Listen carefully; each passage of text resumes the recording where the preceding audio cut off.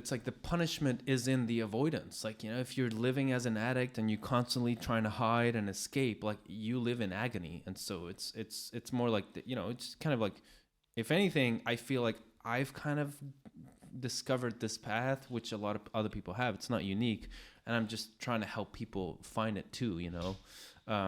But yeah, like, for example, the link with like holding Bitcoin and stuff in the talk is, let's see, one of the vices is really, I call them like the ghosts that are roaming through Europe, is self-loathing, which immediately gets projected because it's too hard to say I hate myself. Usually people don't say that, but they start talking very grimly about other people and society, and so but I think the opposite of that is self-love and self-liberation and taking responsibility, which is hodling, and not your keys, not your coins, those kind of things. So it's a very practical thing that we can do, that kind of, and that's the mithril idea. Like, mithril in itself is just a metal, but in that story of Lord of the Rings, it was mined by these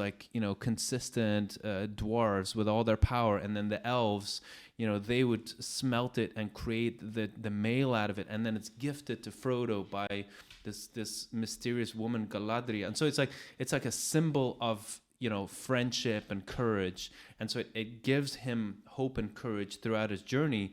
And then it also physically saves his life when the giant spider pierces him with the fangs. He doesn't die because he's actually wearing the chainmail. So I just thought it was, that these objects, I think in some way, you can say they're just objects, but they become so important in the story because they represent something, right? They represent this virtue or this story or the gift or the friendship.